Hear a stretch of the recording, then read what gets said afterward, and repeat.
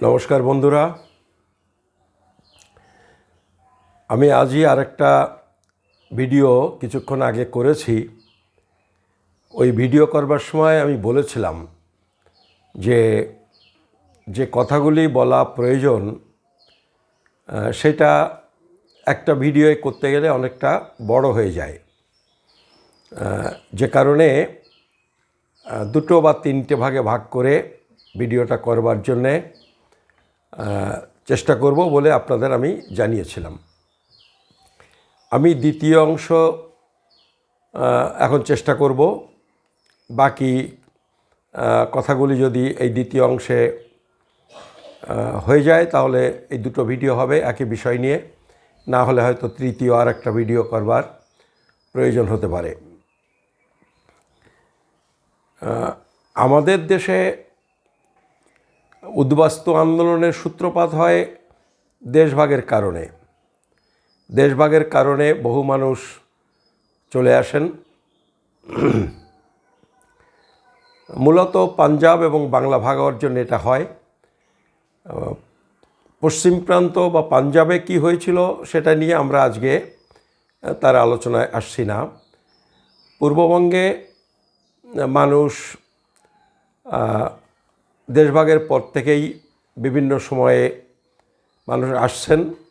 এটা একটা বলতে পারেন একটা চলমান প্রক্রিয়া হয়ে দাঁড়িয়েছে। কখনো একই সঙ্গে সমস্যা হলে বেশি মানুষ এসেছেন, আবার কখনো মানুষ ধীরে ধীরে ধীরে ধীরে এসেছেন। এরকম একটা প্রক্রিয়া আমাদের এই পূর্ব প্রান্ত বা বাংলায় চলছে। এই আন্দোলন যারা শুরু করেছিলেন ব্যক্তি হিসেবে যোগেন্দ্রনাথ মণ্ডল এবং অন্যান্য অনেকগুলি নাম আমরা বলতে পারি। আবার দল হিসেবে বামপন্থীরা লড়াই করেছেন। কংগ্রেসও চেষ্টা করেছে উদ্বাস্তুদের সমস্যা যতটা পারা যায় নিরসন করা। সেটা যাই হোক না কেন, সেই সময়ের আন্দোলনের কিন্তু বিষয়বস্তু ছিল উদ্বাস্তুদের নানা সমস্যা, পুনর্বাসনের সমস্যা, ক্যাম্পের সমস্যা, জমিজমার সমস্যা, রাজ্যের মধ্যে পুনর্বাসন পাবে না বাইরে যাবে, কলোনি পত্তন এবং কলোনির নানা সুযোগ সুবিধা, জমির পাট্টা ইত্যাদি, এইগুলো ছিল নাগরিক এই উদ্বাস্তু আন্দোলনের মূল বিষয়বস্তু। আমি এবং আমরা অনেকেই নাগরিকত্ব আন্দোলন করি অন্তত 20 বছর ধরে। আমাদের এই যে নাগরিকত্বের আন্দোলন, আমাদের এই যে উদ্বাস্তুদের সমস্যা নিয়ে যে আন্দোলন বা উদ্বাস্তু আন্দোলন, এই আন্দোলনটা কিন্তু মূলত নাগরিকত্বের আন্দোলন। আগের যে উদ্বাস্তু আন্দোলন, তার যে দাবি, তার যে লক্ষ্য, তার থেকে এটা কিন্তু সম্পূর্ণ আলাদা। এই যে সম্পূর্ণ আলাদা হলো, এই বিষয়টা আমাদের একটু ভাবা দরকার। বিশেষ করে এই যখন আধার কার্ডের নোটিশগুলো আসছে, এই সময়ে এই সব মানুষগুলিকে, যারা এটা নিয়ে খুব ভাবিত, চিন্তিত, আতঙ্কিত, তাদের উদ্দেশ্যেই বেশি করে আমি কথাগুলি বলবো। যে এই যে নাগরিকত্বের সমস্যাটা নিয়ে যে 20 বছর আমাদের লড়াই করতে হচ্ছে, 20 বছর আগে থেকে এই লড়াইটা শুরু হয়েছে, মানে দেশ স্বাধীন হয়েছে 75 বছর। তাহলে 55 বছর কিন্তু এই নাগরিকত্ব নিয়ে সমস্যা ছিল না। আর এই 50-55 বছর ধরে যে নাগরিকত্বের সমস্যা ছিল না, এই সময় কিন্তু ক্ষমতায় ছিল কেন্দ্রে বেশিরভাগ সময়টা, কখনো জনতা বা অন্যান্য অল্প সময় ক্ষমতা দখল করেছে মূলত কংগ্রেস। এবং আমাদের রাজ্যের একটা বড় সময় ধরে এখানে কংগ্রেস এবং তারপরে বামপন্থীরা, মধ্যেখানে যুক্তফ্রন্ট ইত্যাদি ইত্যাদি, তারাও মূলত বামপন্থীরাই। তো এই সময়কালে, এই কংগ্রেস এবং বামপন্থীদের সময়কালে উদ্বাস্তুদের নানা প্রবলেম ছিল, নাগরিকত্বের সমস্যাও কিছু শেষের দিকটাতে কম বেশি হয়েছে, কিন্তু সেটা 2003 সালের পরে। তো বলা যায় বামপন্থী এবং কংগ্রেস আমলে, জনতা আমলে কিন্তু উদ্বাস্তুদের এই নাগরিকত্বের সমস্যা বলে কোনো সমস্যা ছিল না, যে কারণে বলতে গেলে দেশের মানুষ এই নাগরিকত্ব সম্পর্কে প্রায় কিছু বোঝেনি না। তাহলে এই সমস্যাটা কোন সময় থেকে শুরু হলো আপনারা জানেন, শুনেছেন, তবু আমি আরেকবার বলছি, এই সমস্যাটা শুরু অটল বিহারী বাজপেয়ীর প্রধানমন্ত্রীত্বে বিজেপি যখন স্থায়ীভাবে 5 বছরের ক্ষমতায় এলো, সম্ভবত 1999 সালে, এই সময় থেকেই এই সমস্যাটা শুরু হলো।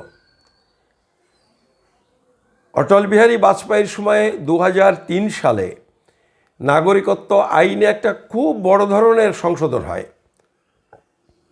শুধু সংশোধন হয়েছে তা নয়, আরও নতুন কিছু সেকশন নাগরিকত্ব আইনের মধ্যে ঢোকানো হয়েছে, যার মূল কথা হলো এই যে উদ্বাস্তু মানুষেরা যারা এসেছেন, এবং এই উদ্বাস্তু মানুষেরা যারা এসেছেন, এইটা বোধহয় বলে দেওয়ার দরকার হয় না যে মূলত, আমি ব্যতিক্রমটুকু ধরে নিয়েই আমি বলছি যে মূলত হিন্দু, শিখ, বৌদ্ধ, খ্রিস্টান তারাই পাকিস্তান, পূর্ব পাকিস্তান, পশ্চিম পাকিস্তান এবং বাংলাদেশ থেকে ভারতে এসেছেন।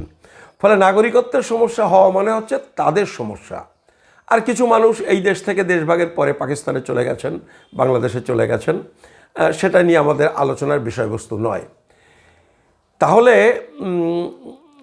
দেখবেন এখানকার যারা আজকে নাগরিকত্বের সমস্যা বা এই যাদের আধার কার্ডের ডিঅ্যাক্টিভেট করার নোটিশ আসছে, এরা তুলনামূলকভাবে একটু দেরিতে এসেছেন, এবং আমাদের অভিজ্ঞতা হলো যে এই মানুষগুলি অধিকাংশই বিজেপির সমর্থক। আমি সবার কথা বলছি না,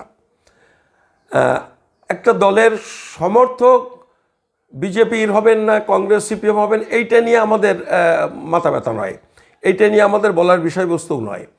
আমরা কেন বলছি সেটা হলো যে উদ্বাস্তু মানুষের একটা মৌলিক সমস্যা হচ্ছে নাগরিকত্বের সমস্যা।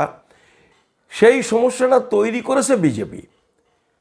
আর অত্যন্ত দুর্ভাগ্যজনক হলেও সত্যি যে এই যে যাদের সমস্যাটা খুব প্রকট, তারা অধিকাংশই বিজেপির সমর্থক।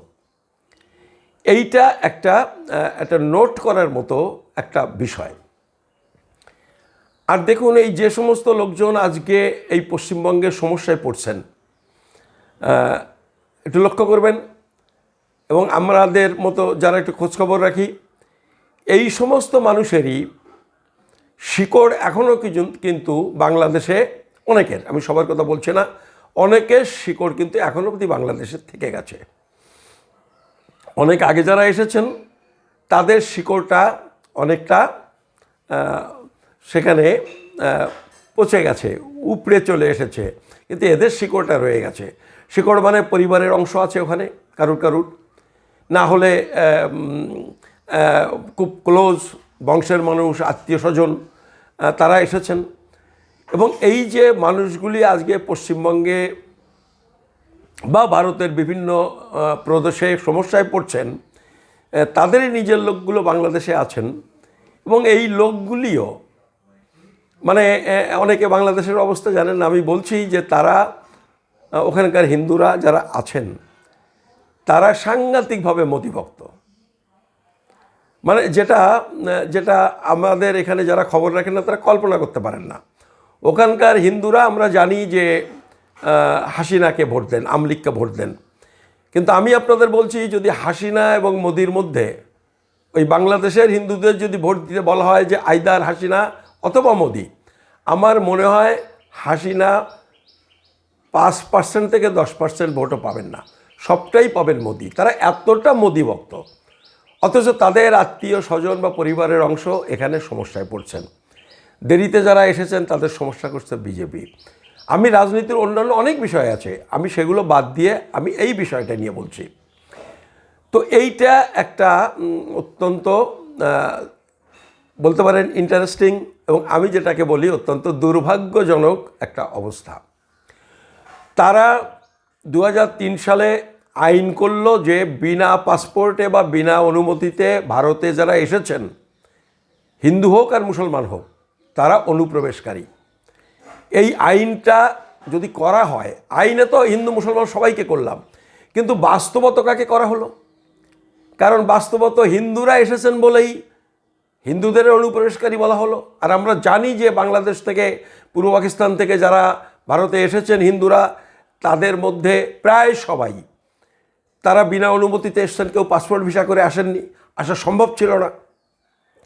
তো এই সর্বনাশটা বিজেপি করে, এবং সেই সর্বনাশটার বিরুদ্ধেই কিন্তু 2003 সাল থেকে 4 সাল থেকে ঠাকুরনগরে মতুয়ারা এবং আমরা যারা উদ্বাস্তু, আমিও মতুয়া আন্দোলনের সামনের সারিতে দাঁড়িয়ে লড়াই করেছিলাম বিজেপির বিরুদ্ধে।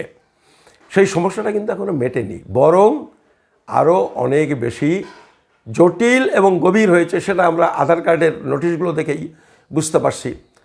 তা যে আন্দোলন আমরা শুরু করেছিলাম বিজেপির বিরুদ্ধে, আজকে দেখুন সেই ঠাকুরবাড়ির থেকে আজকে বিজেপির এমপি, বিজেপির এমএলএ, বিজেপির মন্ত্রী, অথচ সমস্যাটা মেটেনি। এটা যদি দুর্ভাগ্যজনক ঘটনা না হয়, তাহলে আর দুর্ভাগ্যজনক ঘটনা কি হতে পারে?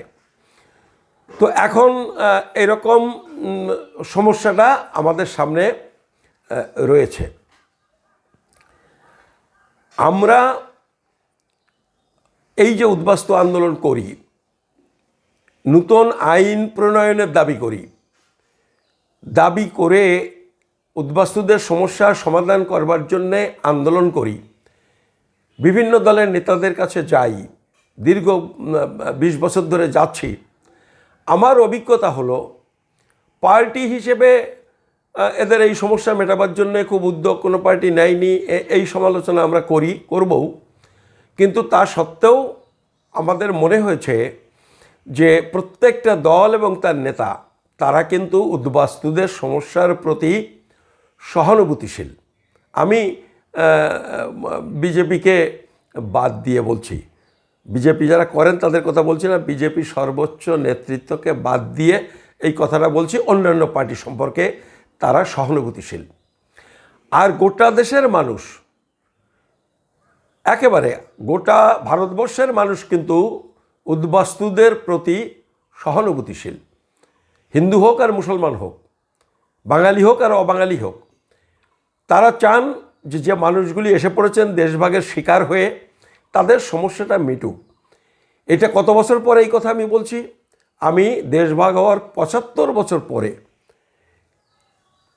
দেশভাগ হওয়ার 75 বছর পরেও মানুষের এই সহানুভূতিটা আছে। এইটার জন্যে আমরা যারা উদ্বাস্তু আন্দোলন করি, তারা গোটা দেশবাসীকে আমরা ধন্যবাদ জানানোর কথা। এটা তো হওয়ার কথা ছিল না। ধরুন, উদ্বাস্তুদের বিরুদ্ধে যদি এই দেশের মানুষ আপত্তি করতেন, তাহলে এই যে বললাম বিভিন্ন পলিটিক্যাল পার্টি এদের প্রতি সহানুভূতিশীল, এই সহানুভূতিশীল একটা কারণ কিন্তু মানুষ যেহেতু সহানুভূতিশীল, দেশের ভোটাররা যেহেতু সহানুভূতিশীল। কিন্তু ঠিক উল্টোটা যদি হতো, এই সব মানুষগুলো যদি উদ্বাস্তুদের প্রতি বিরূপ হতেন, অসহিষ্ণু হতেন, হস্টাইল হতেন, তাহলে কিন্তু পলিটিক্যাল পার্টিগুলোও তাই হতেন। ফলে উদ্বাস্তুরা আজকে এটা বুঝতে হবে যে এই দেশে আমাদের উদ্বাস্তুদের সমস্যা মিটতে গেলে এই দেশের মানুষের সমর্থন, সহানুভূতি, সহযোগিতা প্রয়োজন। ফলে আমাদের প্রত্যেকটা সমস্যা, সেই সমস্যাগুলোও যখন আমরা দাবিগুলো উত্থাপন করব, তার ব্যাখ্যা করব, তখন আমাদের যুক্তিসঙ্গতভাবে এটা তোলা দরকার। দেখুন, আমরা joint action committee for Bangali refugee বলে একটা সংগঠন দীর্ঘকাল ধরে করি। আমরা joint action committee for Bangali refugee যখন তৈরি করি, তখন আমরা একটা কোর কমিটি তৈরি করেছিলাম। এই কোর কমিটি যখন তৈরি করেছিলাম, এই কোর কমিটির মধ্যে সিদ্দিকুল্লাহ চৌধুরী ছিলেন। এই কোর কমিটির মধ্যে তিনি মুসলমান। এই কোর কমিটির মধ্যে দুর্জটি নস্কর ছিলেন, পণ্ডক্ষত্রিয় সমাজের খুবই সম্মানীয় ব্যক্তি, লেখক, গবেষক তিনি ছিলেন। নিশ্চয়ই তিনি সহানুভূতিশীল বলেই ছিলেন, তিনি কিন্তু এই দেশীয় লোক। আমাদের কোর কমিটির মধ্যে ছিলেন কমরেড সন্তোষ রানা, রাজনীতিক হিসেবে অত্যন্ত পরিচিত নাম। তিনি কিন্তু গোপীবল্লভপুরের লোক, এই দেশেরই মানুষ, তিনিও কিন্তু এটা ছিলেন। এবং এইভাবে আমরা কমিটিটা তৈরি করেছিলাম। কেন করেছিলাম? এই কারণে যে উদ্বাস্তুদের সমস্যা মেটাতে গেলে সব অংশের মানুষের সহযোগিতা সমর্থন দরকার, তাহলেই গভর্নমেন্টও ব্যাপারটাকে ভালোভাবে নেন, এটার প্রতি যত্নবান হতে হবেন বা হতে বাধ্য হবেন। তো এই ব্যাপারটা আমরা সবসময় কিন্তু মাথায় রাখি না। অনেক সময়ই আমাদের এই উদ্বাস্তু আন্দোলনের মধ্যে দু একটা ধারা আছে যারা অহেতুক মুসলমানদের বিরুদ্ধে কথা বলেন। কিন্তু এখানকার মুসলমানরা যদি আজকে উদ্বাস্তুদের নাগরিকত্ব দেওয়ার বিরুদ্ধে যদি পথে নামেন, তাহলে কিন্তু এইটা একটা বড় প্রতিবন্ধকতা হয়ে যায়। আমি অন্য মানুষদের কথাও বাদ দিলাম। ফলে মুসলমান শুধু নয়, এবং এই সব অংশের মানুষের সমর্থন আমাদের দরকার। আমি এই কথাগুলো বলছি এই কারণে যে আমরা যখন এই আন্দোলনগুলো করি, আন্দোলনের একটা যুক্তি আমরা বলি, আমাদের দেশে জাতীয় নেতা, আমাদের দেশের সরকার দেশভাগের পরপর, ইনক্লুডিং আমাদের জাতির পিতা মহাত্মা গান্ধী, তারা প্রত্যেকেই কিন্তু কমিটমেন্ট করেছিলেন, তারা ঘোষণা করেছিলেন যে এই মানুষগুলি যখন আসবেন তখন তাদের এখানে পুনর্বাসন এবং নাগরিকত্বের ব্যবস্থা ভারত সরকার করবে। এই যে ঘোষণা, এই ঘোষণা আজও কিন্তু আমাদের জাতি, আমাদের দেশের মানুষ, তারা এখন অবধি অশ্রদ্ধা করেন না। এবং এইগুলো তুলেই, এই যুক্তিতেই আমরা নতুন আইন প্রণয়নের দাবি করি। আমরা কোর্টেও কেস করেছি এই দাবিতে। জজ সাহেবরাও এই বিষয়টাকে যথেষ্ট গুরুত্ব দিয়েছেন যে না, এরকম একটা প্রতিশ্রুতি ছিল, তাদের এখানে পাওয়া উচিত। তারপরে তো আইনের মধ্যে থেকে কতটা কী হয় সেটা তো আবার অন্য একটা টেকনিক্যাল ব্যাপার। তো এরকম একটা অবস্থা আছে। ফলে আমরা যে দাবি করি উদ্বাস্তুরা, সেটা কিন্তু লজিক্যাল বলেই। তা আমরা এই জায়গাতে একটা কথা বলি, যেহেতু 75 বছর পরে, 70 বছর পরে আমরা এই আন্দোলনটা করি, আমরা অনেক রকম আলাপ আলোচনার মধ্যে দিয়ে শেষ পর্যন্ত আমরা এরকমভাবে আমাদের জাতীয় নেতাদের বুঝিয়েছিলাম, বিভিন্ন পার্টির নেতাদের বুঝিয়েছিলাম যে যে মানুষগুলো এসে পড়েছেন দীর্ঘকাল, গভর্নমেন্ট তাদের বিরুদ্ধে কোনো অ্যাকশান নেয়নি, তাদের আসার সঙ্গে সঙ্গে ফেরত পাঠাবার চেষ্টা করেননি। সঙ্গে সঙ্গে ফেরত পাঠালে যতটা কষ্ট হয়, 10 বছর পরে যখন ওই দেশে আর কিছু থাকে না, তখন যদি ফেরত পাঠায় সে মানুষগুলো একেবারে ভেসে যাবে। ফলে যখন সঙ্গে সঙ্গে ফেরত পাঠায়নি, এখানে বসবাস করতে দিয়েছে, যেভাবেই হোক নানা উপায়ে, আমি ওই সমস্তগুলো উপায়গুলোর মধ্যে যাচ্ছি না, তারা কিছু কিছু কাগজপত্র এখানে তৈরি করে নিয়েছেন। তো সেই মানুষগুলোকে অ্যাবজর্ব করে নিন, লিগালাইজ করে নিন, আমরা যেটা বলেছি রেগুলারাইজ করে নিন। এবং এইটাতে কিন্তু সবাই একমত, কেউ কিন্তু বিরোধিতা করেননি। কিন্তু আমাদের মধ্যে একটা অংশের মানুষ আছে যারা একটু বেশি বিপ্লবীয়ানা করার চেষ্টা করেন। তারা বলেন ভবিষ্যতেও যারা ওদেশ থেকে আসবে তাদের কি হবে। এখন আমি যেটা মনে করি যে এই জাতীয় আন্দোলন, এই জাতীয় দাবি তুলতে গেলে দেশের মধ্যে কি রিপারকেশান হতে পারে, এই সবগুলি আমার বন্ধুদের বলছি আপনারা একটু মাথায় নিন। মাথায় নিয়ে মানুষ এর পরেও দেখবেন সমস্যা হবে। যারা এসে পড়েছেন তাদের সমস্যা মিটলো, একটা ফেজ আমরা ই করলাম। তারপরে হয়তো আবার যদি কখনো দাঙ্গা হাঙ্গামা পার্শ্ববর্তী দেশে হয়, মানুষ আসবেন, সেরকম যখন আসবেন, সমস্যা যদি মানুষের তৈরি হয়, তখন আবার সেটা নিয়ে আন্দোলন হবে, সেটা নিয়ে সমস্যা মেটানো যাবে। ফলে আমি বলছি যে বিষয়গুলো এভাবে আপনারা একটু ভাবুন। এইটা কিন্তু এই এই এই যে বললাম, সব মানুষ সাথে না থাকলে কিন্তু এইটা মুখ থুবড়ে পড়বে আমাদের এই আন্দোলন। এইটা একটা বিষয় আপনাদের বলছি।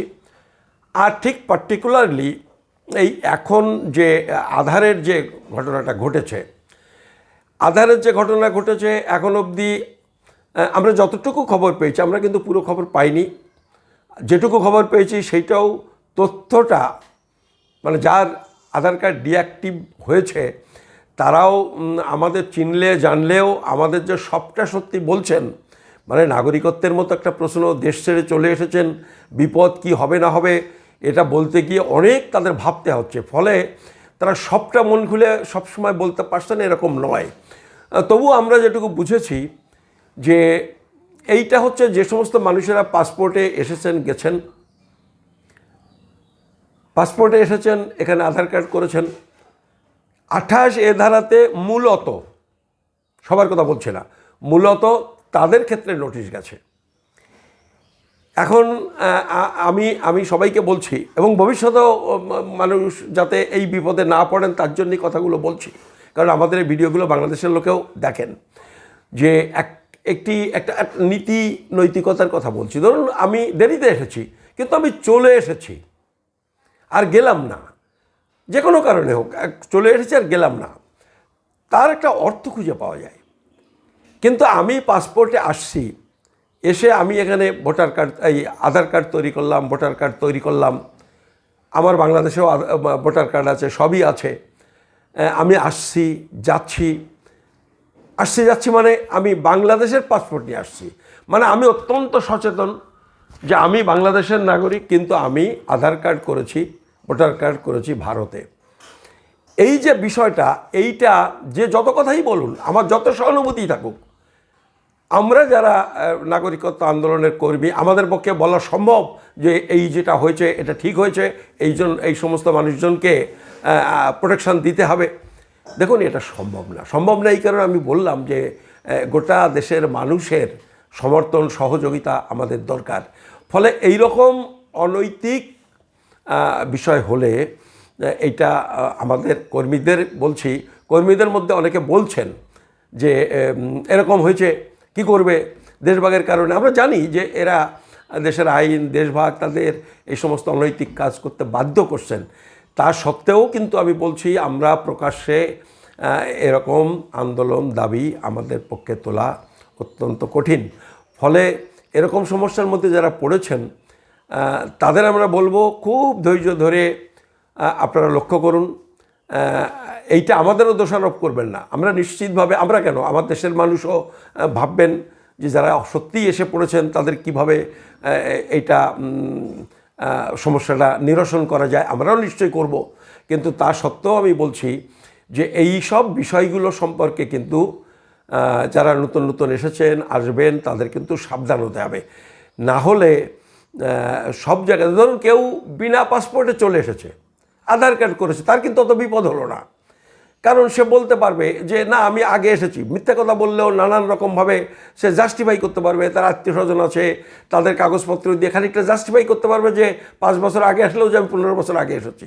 কিন্তু যিনি পাসপোর্টে এসেছেন, এই লোকগুলো কিন্তু সচেতন মানুষ, এই লোকগুলো কিন্তু শিক্ষিত মানুষ, কম্পারেটিভলি সচেতন, শিক্ষিত, সচ্ছল মানুষ, যারা এই পাসপোর্টে এসেছেন এবং ভোটার কার্ড করছেন, তারা কিন্তু আরও এইটা করতে গিয়ে কিন্তু আরও বেশি বিপদে পড়ে গেলেন। ধরুন 14 সালে একটা বিষয় হয়েছে যে 14 সালের আগে এখানে আসলে সে অন্তত ভারতে অবৈধ নয়, তারপরে সে নাগরিকত্ব দরখাস্ত করে পাবে না, যেটা আমরা বলছি পাবে না, বিজেপি বলছে পাবে, পাবে কি পাবে না যাই হোক, সেটা হলো আরও পরের ব্যাপার। কিন্তু অন্তত এইখানে সে অবৈধ নয়, পুলিশ তাকে ধরবে না। এবং যদি সে অবৈধ না হয় তাহলে এখানে বসবাস করতে পারবে, কিছু অধিকার সে পাবে, এবং সেখান থেকে সে আধার কার্ডও পাবে, যেটা গুয়াহাটি হাইকোর্ট বলেছে যে আধার কার্ড সে পাবে, প্যান কার্ড পাবে, কাজের অধিকার পাবে, শিক্ষার অধিকার পাবে, চিকিৎসার অধিকার পাবে, এবং তার সাথে সাথে সে নানান রকমভাবে ধীরে ধীরে অন্যান্য যে অধিকার যেটুকু নেই সেটুকুও একটা লড়াই হবে। উদ্বাস্তুরা আমরাও লড়াই করব যে এইভাবে আজকে যারা বেনাগরিক ঘোষিত হলেন, এসছেন, তাদের 7 বছর 10 বছর থাকার পরে একটা সুযোগ দিতে হবে। এই লড়াইটা আস্তে আস্তে গড়ে তোলা যাবে। কিন্তু এই যে লোকগুলি পাসপোর্টে এসে 2014 অনেক আগে থাকতে যাতায়াত করেন, কিন্তু লাস্ট এসেছেন 2020-তে, তার কিন্তু ওইটা অফিসিয়ালি হয়ে যাবে 2020 পর্যন্ত সে বাংলাদেশের নাগরিক। ফলে এই বুদ্ধিমান লোকগুলো কিন্তু আরও বেশি বিপদে পড়ে যাবেন বলে আমার মনে হচ্ছে। পড়ে যাবেন আমি বলছি না। ফলে আমি যাদের আধার ডিঅ্যাক্টিভ হয়ে যাচ্ছে, আমার তাদের কাছে বলার যে আপনারা ধৈর্য ধরে একটু অপেক্ষা করুন। এক্ষুনি সমস্যাগুলো সরকার বুঝুক, বিভিন্ন পলিটিক্যাল পার্টি বুঝুক, আমরাও বুঝি, এবং তারপরে এটাকে সমস্যাগুলোকে একটু এক জায়গায় করে কি করে তার সমাধান কীভাবে দাবি করা যায়, কিভাবে সমাধান করার জন্য একটা পথ বের করা যায়, এটা চিন্তাভাবনা করা হবে। আমি এই লোকগুলো অত্যন্ত দুশ্চিন্তার মধ্যে আছেন, তাদের আমি বলছি যে মানে এইরকম ভাবে চিন্তা করবেন না, এত আতঙ্কিত হওয়ার কিছু নেই, একটা পথ নিশ্চয়ই বেরোবে। সেটা আমরা যে কথাগুলো বলছি এটা বলার সাথে সাথে আমাদের গালাগালি না করে এই অবস্থাটা যুক্তি দিয়ে বুদ্ধি দিয়ে বোঝার চেষ্টা করুন। আমরা নিশ্চয়ই বিভিন্ন জায়গাতে কথা বলবো, বিভিন্ন শক্তির সাথে কথা বলবো, সংগঠনের সাথে কথা বলবো, এবং কী করে এটা নিরসন করা যায় তার চেষ্টা করব। আপনাদের সবাইকে ধন্যবাদ, নমস্কার।